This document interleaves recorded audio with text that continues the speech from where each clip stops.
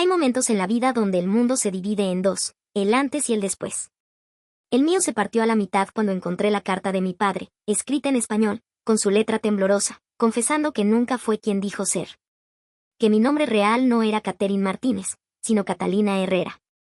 Que mi madre no había muerto en un accidente, sino que la habían matado por la deuda que él nunca pagó. Estaba sentada en el piso de su habitación en Guadalajara, rodeada de sus mentiras, cuando tomé la decisión que me cambiaría para siempre. No iba a huir como él lo hizo toda su vida.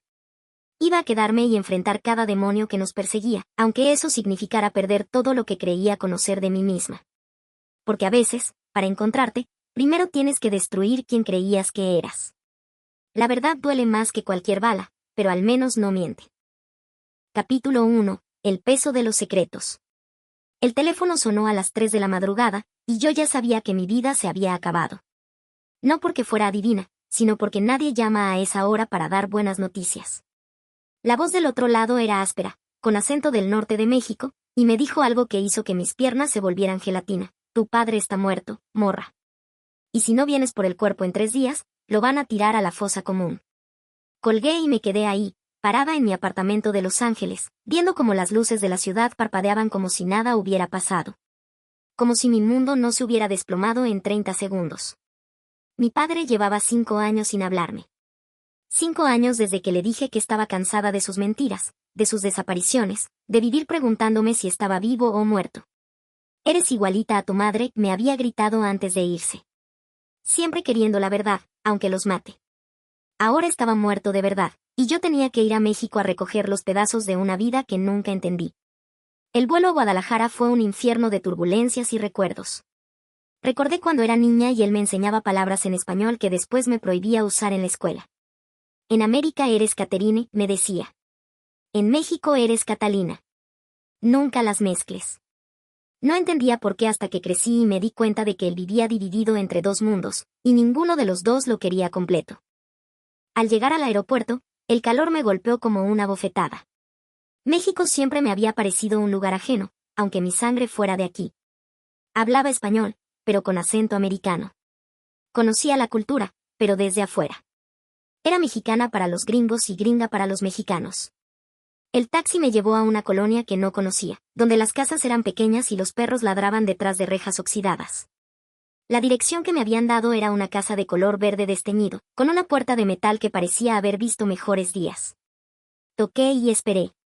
Una mujer mayor abrió, me miró de arriba abajo, y suspiró como si hubiera estado esperando este momento toda su vida. ¿Eres la hija de Tomás? Sí. Está en el cuarto de atrás. Nadie lo ha tocado desde que murió. Te estábamos esperando. Caminé por el pasillo estrecho, sintiendo como cada paso me alejaba más de la vida que conocía. Cuando abrí la puerta de su cuarto, el olor a cigarros viejos y tristeza me hizo llorar sin permiso. Mi padre había muerto solo, en un cuarto prestado, rodeado de cajas llenas de secretos que yo tendría que descifrar. Lo peor no era que hubiera muerto. Lo peor era darme cuenta de que nunca lo había conocido de verdad. Capítulo 2. La herencia del silencio. 3 días después del funeral, seguía sentada en su cuarto, rodeada de una vida que no reconocía. Mi padre había sido un extraño para mí, pero al menos pensaba que lo conocía como hombre. Ahora, viendo sus cosas, me daba cuenta de que ni siquiera sabía su nombre real. Los documentos decían Tomás Herrera, no San Martínez como había creído toda mi vida. Las fotos que encontré eran de gente que nunca había visto, en lugares donde nunca habíamos estado juntos. Doña Carmen, la mujer que le rentaba el cuarto, me trajo café y se sentó en la única silla disponible. Era una señora de unos 60 años, con manos curtidas y ojos que habían visto demasiado.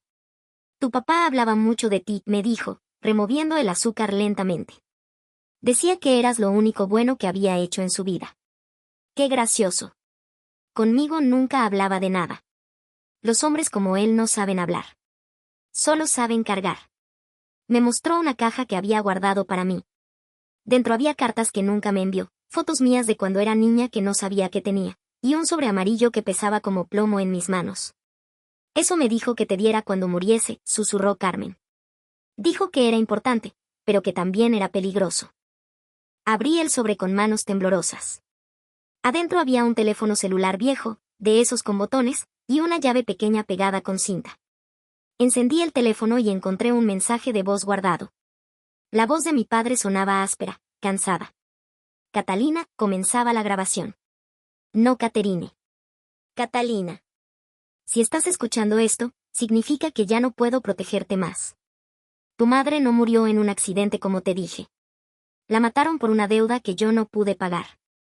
Cambié nuestros nombres y nos fuimos a Estados Unidos para que no te pasara lo mismo. Pero las deudas nunca mueren, mija. Y ahora que yo no estoy, van a venir por ti.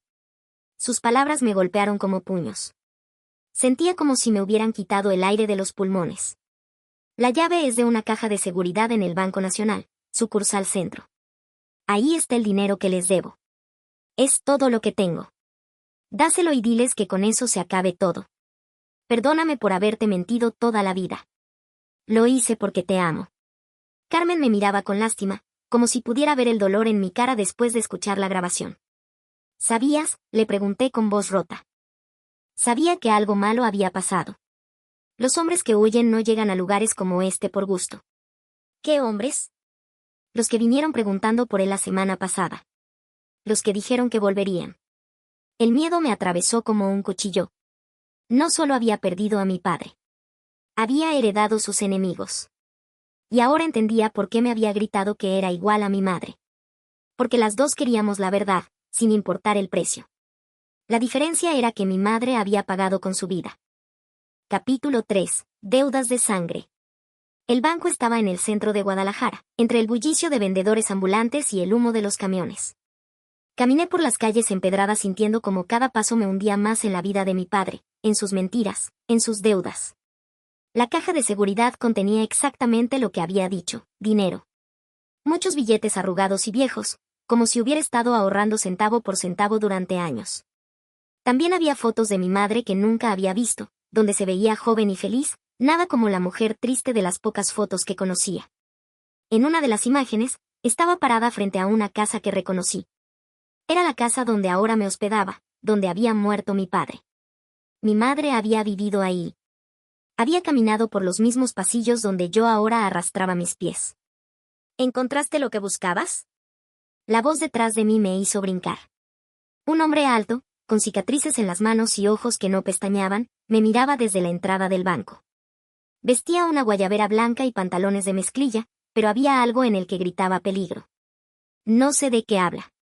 Claro que sabes. Eres la hija de Tomás. Tienes su misma cara de mentirosa. El corazón me latía tan fuerte que pensé que se me saldría del pecho. La gente pasaba a nuestro lado como si nada, pero yo sentía que estaba en el centro de una tormenta. Mi padre murió. Lo que haya entre ustedes murió con él. El hombre se acercó más. Olía a cigarro y a algo dulzón que me revolvió el estómago. Las deudas no mueren, niña. Tu papá nos debía dinero desde hace 15 años. Dinero que necesitamos para nuestro negocio. Y ahora que él no está, la deuda pasa a ti. ¿Cuánto? $50,000. Con intereses. La cifra me golpeó como un puño. En la caja había máximo 20,000, y eso siendo generosa. No tengo tanto dinero. Entonces vas a tener que conseguirlo. O vas a tener que pagar de otra manera. La amenaza quedó flotando en el aire como humo tóxico. Me alejé de él con pasos rápidos, sintiendo como sus ojos me seguían hasta que doblé la esquina.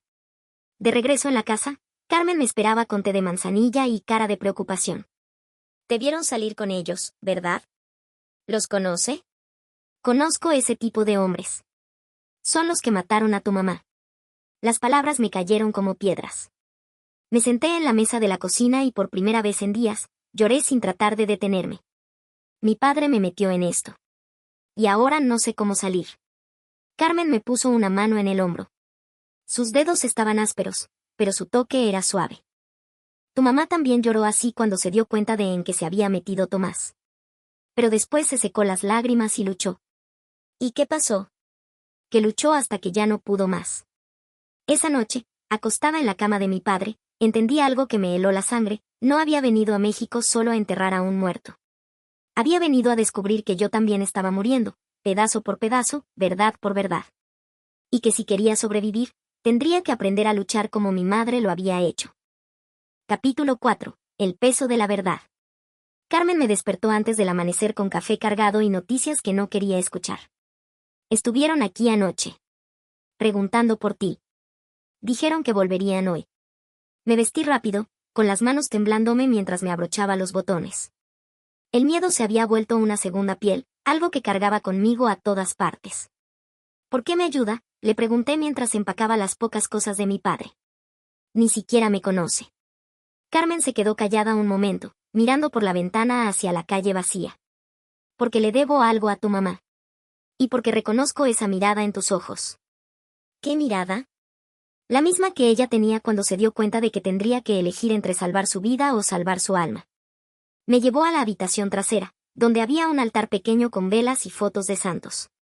En el centro había una imagen de la Virgen de Guadalupe, y al lado, una foto de una mujer joven con ojos tristes. Tu mamá, susurró. Se llamaba Elena Herrera. Tenía 18 años cuando se enamoró de tu papá, y 25 cuando la mataron. La foto me quitó el aliento. Era como verme en un espejo del pasado. Los mismos ojos, la misma boca, la misma expresión de estar cargando un peso invisible. ¿La conoció bien? Era mi sobrina. La crié cuando sus papás murieron. Era buena niña, pero se enamoró del hombre equivocado. Las piezas del rompecabezas empezaron a encajar de manera dolorosa. Carmen no era una extraña que había ayudado a mi padre por bondad. Era familia. Era la tía que nunca supe que tenía.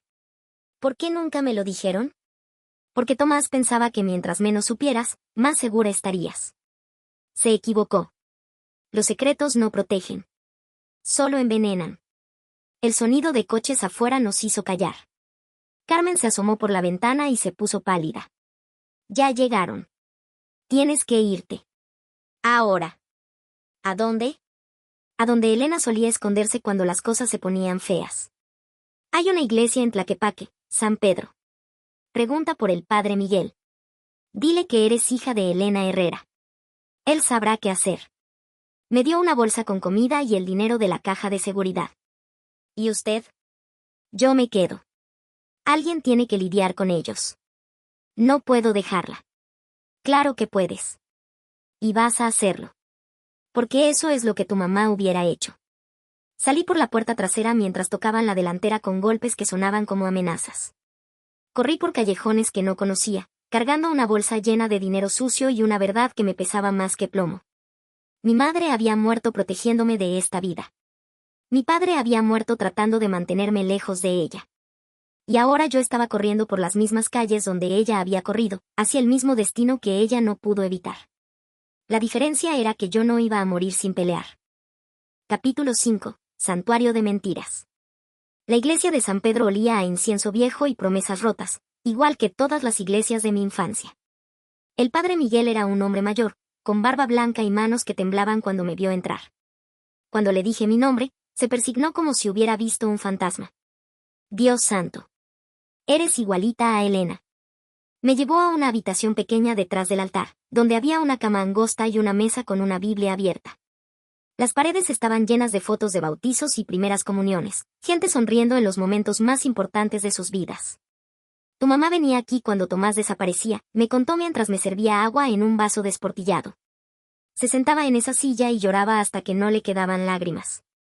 ¿Por qué se quedó con él? Si sabía que era peligroso, ¿por qué no se fue? El padre suspiró, como si hubiera estado esperando esa pregunta durante años. Porque estaba embarazada de ti. Y porque creía que el amor podía salvarlo. Se equivocó. Sí. Se equivocó. Me quedé 3 días en esa habitación, saliendo solo para ir al baño y para comer la sopa que el padre me traía 2 veces al día. Pero no podía esconderme para siempre. El dinero no era suficiente para pagar la deuda, y cada día que pasaba, el peligro crecía como una sombra. El 4.º día, el padre Miguel llegó con cara de funeral. Los encontraron a Carmen, me dijo sin preámbulos. Está en el hospital. La golpearon preguntando por ti. El mundo se me vino encima. Carmen estaba pagando por mi cobardía, por mi incapacidad de enfrentar lo que mi padre había dejado. Tengo que verla. Es muy peligroso. No me importa.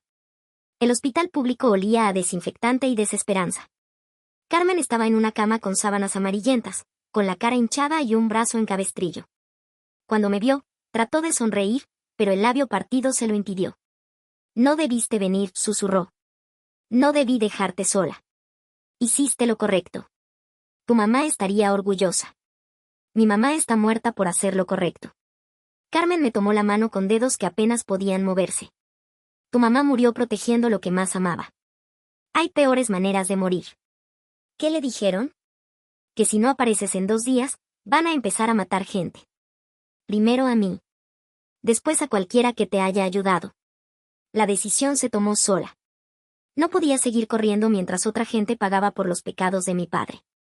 No podía seguir siendo la cobarde que huye mientras los que ama sufren. Voy a enfrentarlos. Van a matarte. Tal vez. Pero al menos van a tener que matarme de frente. Esa noche, en la habitación de la iglesia, escribí una carta que nunca enviaría. Era para mi padre, diciéndole todo lo que nunca le pude decir en vida. Le dije que lo odiaba por mentirme, pero que entendía por qué lo había hecho. Le dije que tenía miedo, pero que no iba a ser como él. Le dije que iba a terminar lo que él no pudo terminar. Aunque me costara la vida. Capítulo 6. La herencia del valor. 2 días después, caminé hacia el lugar donde todo había comenzado, la casa verde donde había muerto mi padre. Llevaba conmigo todo el dinero de la caja de seguridad y algo más valioso, la verdad sobre quién era realmente. No era la Catherine Martínez que había crecido en Los Ángeles, tratando de encajar en un mundo que no me pertenecía. Era Catalina Herrera, hija de Elena Herrera, nieta de gente que había sabido luchar. Los hombres me esperaban en la sala, como si fueran los dueños del lugar. El que me había abordado en el banco estaba sentado en el sillón donde mi padre solía ver televisión, fumando un cigarro que manchaba el aire. Mira nada más. La princesita decidió regresar. Traje el dinero. ¿Todo? Todo lo que hay. Puse la bolsa sobre la mesa. El hombre la abrió y contó los billetes lentamente, como saboreando cada uno. Esto no es ni la mitad de lo que nos debe tu papá. Es todo lo que tengo. Entonces vas a tener que conseguir el resto. ¿Cómo? Se levantó y se acercó a mí. Olía a sudor y a Bahielens. Eres joven. Eres bonita. Hay maneras. La implicación me revolvió el estómago, pero no retrocedí. No iba a darles el gusto de verme temblar. Mi padre ya pagó suficiente. Mi madre pagó suficiente. Yo no voy a pagar por sus errores. Ah, no. ¿Y quién va a impedírmelo? Yo. La palabra salió de mi boca antes de que pudiera detenerla. El hombre se rió, pero había algo en su risa que no sonaba completamente sé. ¿Tú y qué ejército, niña? Yo sola. Esa noche, sola en la casa vacía, entendí algo que mi padre nunca entendió: correr no resuelve nada. Solo pospone el dolor, pero el dolor siempre alcanza. Mi madre lo había sabido. Por eso había luchado hasta el final. Al día siguiente, fui a la policía. Sabía que probablemente no me ayudarían, que tal vez algunos de ellos estaban comprados, pero tenía que intentarlo. Le conté todo al detective que me atendió, sobre mi padre, sobre la deuda, sobre las amenazas. ¿Tiene pruebas de algo de esto? Tengo esto. Le mostré las cartas de mi padre, las fotos, todo lo que había encontrado. El detective las revisó con cuidado. Su padre estaba metido en cosas feas, señorita. Drogas, lavado de dinero, extorsión. Esta gente no juega.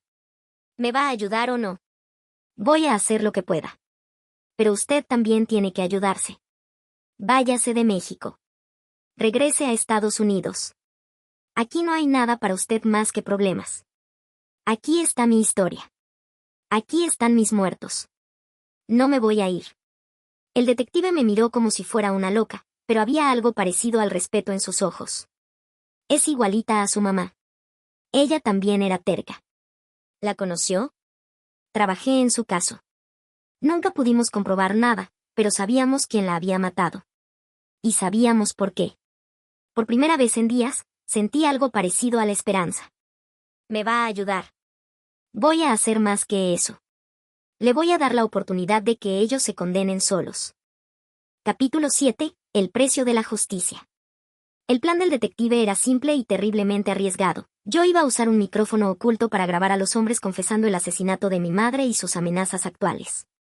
Es la única manera de conseguir evidencia que sirva en un juicio, me explicó mientras me mostraba el pequeño dispositivo que tendría que esconder bajo mi ropa.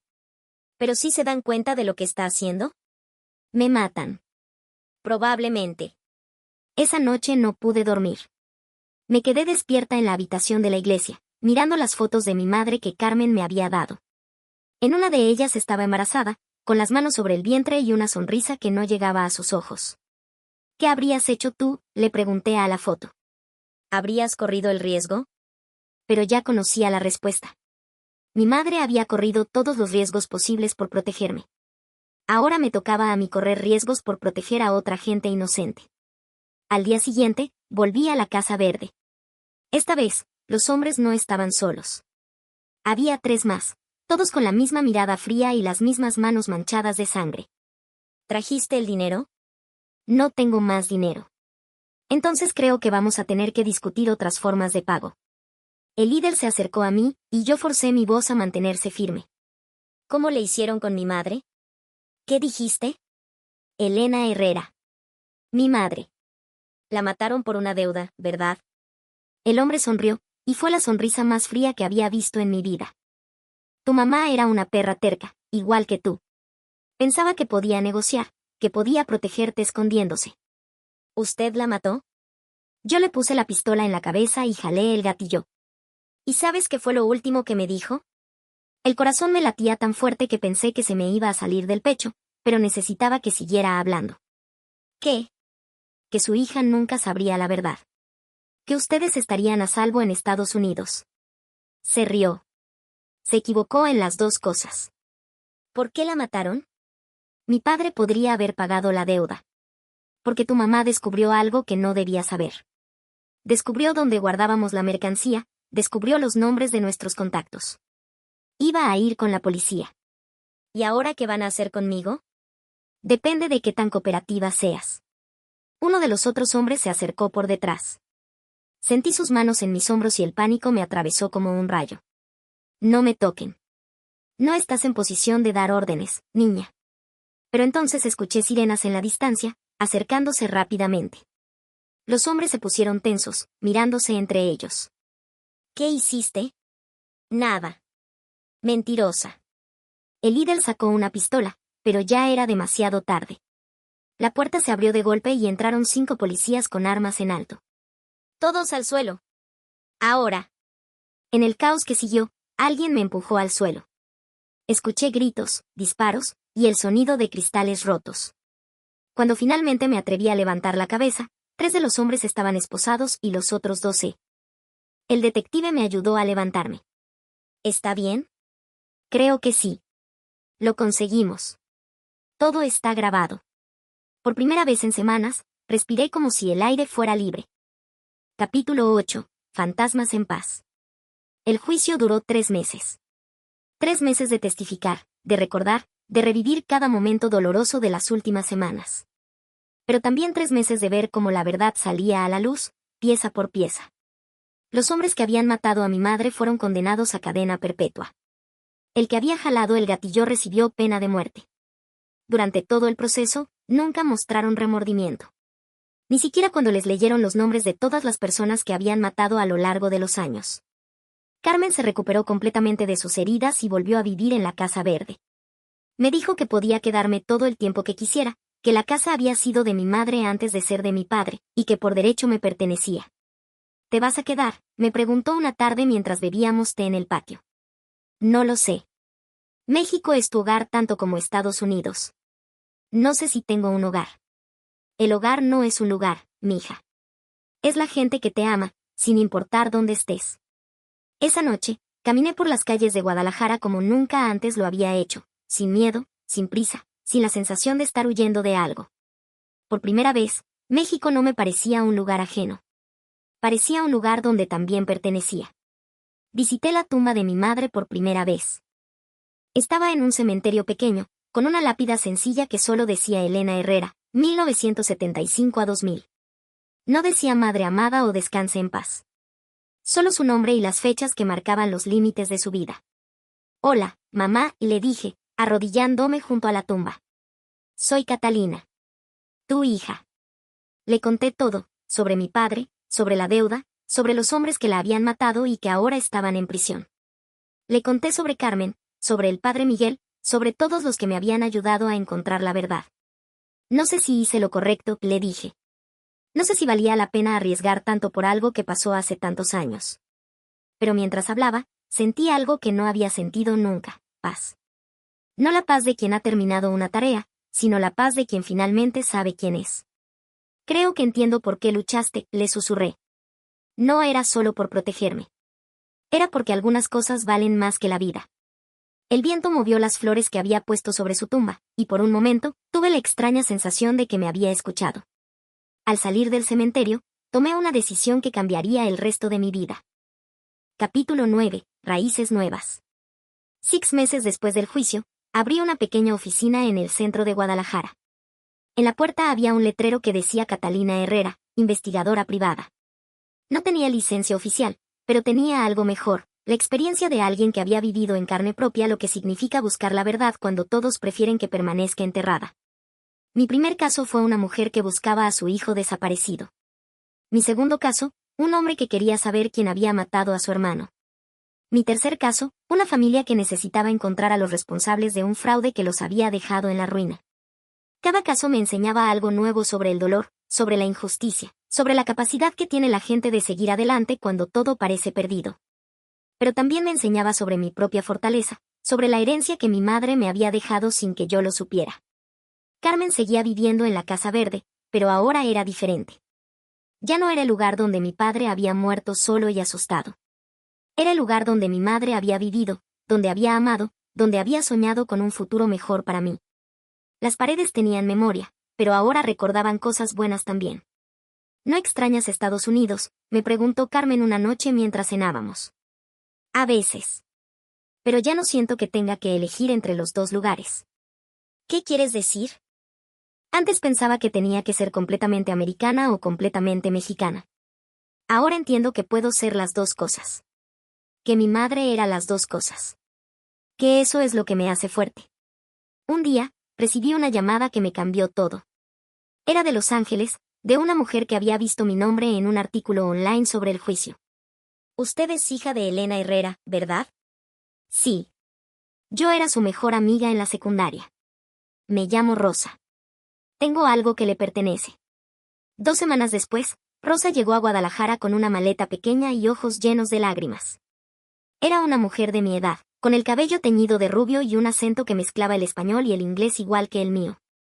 Tu mamá me dio esto antes de morir y me dijo, entregándome una caja de madera. Me dijo que si algo le pasaba, te la diera cuando fueras mayor de edad. Pero no sabía cómo encontrarte. Dentro de la caja había videos que mi madre había grabado en su teléfono para cada cumpleaños hasta los 25 años. Videos que nunca pude ver porque ella murió cuando yo tenía 5 años. En el primero, mi madre se veía joven y nerviosa, hablando directamente a la cámara en la cocina de la Casa Verde. Feliz cumpleaños número 6, mi amor. Espero que cuando veas esto, ya sepas que cada decisión que tomé fue por amor a ti. Feliz cumpleaños número 18, decía en otro video, ya con más líneas en la cara, más cansancio en los ojos. Hoy eres oficialmente adulta. Espero que seas más valiente que yo, pero también espero que seas más sabia. Feliz cumpleaños número 25, decía en el último video, grabado días antes de morir. Si estás viendo esto, significa que ya eres una mujer hecha y derecha. Espero que hayas encontrado tu camino, que sepas quién eres, que no tengas miedo de luchar por lo que crees. Esa noche lloré como no había llorado desde que era niña. Pero no eran lágrimas de tristeza. Eran lágrimas de gratitud, de conexión, de amor que había esperado 20 años para ser entregado. Encontré mi camino, mamá, le dije a la pantalla del teléfono donde había visto su último video. Y no tengo miedo. Al día siguiente, decidí hacer algo que nunca pensé que haría. Fui a visitar a mi padre en el cementerio donde lo habían enterrado. Su tumba era más simple que la de mi madre, solo una cruz de madera con su nombre verdadero, Tomás Herrera. No había flores, no había señales de que alguien lo hubiera visitado desde el funeral.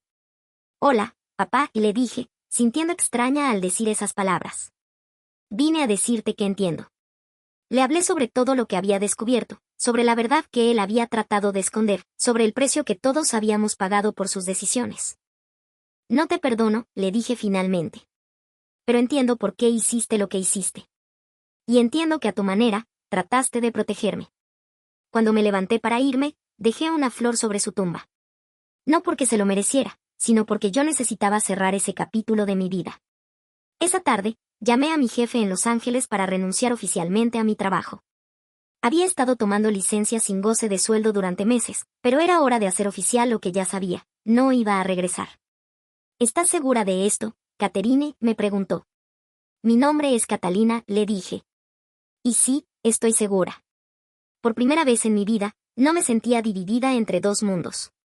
Me sentía completa en el mundo que había elegido construir. Capítulo 10. El peso de la libertad. Un año después de llegar a México para enterrar a mi padre, me desperté en la Casa Verde sin esa sensación de urgencia que me había acompañado durante tanto tiempo. Carmen ya estaba despierta, preparando café en la cocina como todas las mañanas. Pero hoy era diferente. Hoy se cumplía exactamente un año de la muerte de mi padre. ¿Cómo te sientes?, me preguntó, pasándome una taza humeante. Libre, respondí, y me sorprendió darme cuenta de que era verdad. Mi oficina había crecido. Ahora tenía un asistente, una muchacha llamada Sofía que me recordaba a mí misma cuando era más joven, perdida entre dos mundos, buscando un lugar donde encajar. Habíamos resuelto 14 casos en los últimos 6 meses. 14 familias que ahora tenían respuestas, justicia, o al menos la paz de saber la verdad. El pasado no se puede cambiar, le había dicho a una madre que buscaba a los asesinos de su hijo. Pero el futuro se puede escribir diferente. Esa mañana, mientras revisaba los casos nuevos, encontré un email que me había llegado desde Estados Unidos. Era de una mujer que había leído sobre mí en internet, una mexicoamericana como yo que había perdido a su hermana en circunstancias misteriosas. Necesito a alguien que entienda lo que es vivir entre dos mundos, decía el mensaje. Alguien que sepa lo que cuesta buscar la verdad cuando nadie quiere que la encuentres. Sonreí. Había encontrado mi propósito, mi lugar en el mundo. No era solo investigadora privada. Era la voz de los que no tienen voz, la fuerza de los que se sienten débiles, el puente entre los que buscan justicia y los que pueden dársela. Esa tarde, fui al cementerio a visitar a mi madre. Ya no era un lugar de dolor para mí, sino un lugar de conexión. Le conté sobre mis casos, sobre Carmen, sobre la nueva vida que había construido sobre los escombros de la que me había tocado vivir. Creo que estarías orgullosa, le dije. No soy la niña asustada que huyó a Estados Unidos. Tampoco soy la mujer perdida que vino aquí hace un año. Soy alguien nuevo. Alguien que tú y yo construimos juntas, sin saberlo. El sol se estaba poniendo cuando salí del cementerio. Guadalajara se veía dorada bajo la luz del atardecer, con sus calles empedradas y sus iglesias antiguas. Ya no me parecía un lugar extraño. Era mi hogar tanto como Los Ángeles lo había sido. Caminé por las calles donde una vez había corrido asustada, donde había buscado respuestas, donde había aprendido a pelear. Ahora las conocía de memoria, cada esquina, cada vendedor, cada perro que ladraba desde los patios. En la plaza principal, me senté en una banca y saqué mi teléfono. Tenía varios mensajes de WhatsApp de clientes potenciales, 2 llamadas perdidas de Sofía, y un email de Rosa desde Los Ángeles preguntando cómo estaba. Pero en lugar de responder, abrí la aplicación de notas y comencé a escribir. Mi nombre es Catalina Herrera. Hace un año, vine a México a enterrar a un hombre que creía conocer. En el proceso, descubrí que también tenía que enterrar a la mujer que creía ser. Esta es la historia de cómo perdí una vida y encontré otra. De cómo la verdad puede matarte, pero también puede salvarte. Era mi historia. La historia que pensé que nunca tendría el valor de contar. Pero ahora entendía que las historias no se escriben para esconderlas. Se escriben para compartirlas, para que otras personas sepan que no están solas en su dolor, en su búsqueda, en su transformación. Mientras escribía, sentí algo que no había sentido nunca, la certeza absoluta de que estaba exactamente donde tenía que estar, siendo exactamente quien tenía que ser. El teléfono vibró. Era un mensaje de Carmen: la cena está lista. ¿Vienes a casa? Casa. La palabra ya no me sonaba extraña. Ya no me dolía. Ya no me confundía. Guardé el teléfono y me levanté de la banca. Era hora de ir a casa. No a la casa donde había nacido, ni a la casa donde había crecido, sino a la casa que había elegido, con la familia que había encontrado, en la vida que había construido con mis propias manos. Mientras caminaba por las calles de Guadalajara, con el cielo pintándose de colores imposibles sobre mi cabeza, entendí algo que mi madre había sabido siempre, Algo que mi padre nunca aprendió. No hay que huir del dolor para encontrarla. Hay que atravesarlo, enfrentarlo, transformarlo en algo que tenga sentido. Hay que convertir las heridas en sabiduría, el miedo en fuerza, y la pérdida en propósito. Al llegar a la Casa Verde, Carmen me esperaba en la puerta con una sonrisa que valía más que todos los tesoros del mundo. Esa noche, mientras cenábamos y conversábamos sobre planes para el futuro, me di cuenta de que había logrado algo que parecía imposible un año atrás.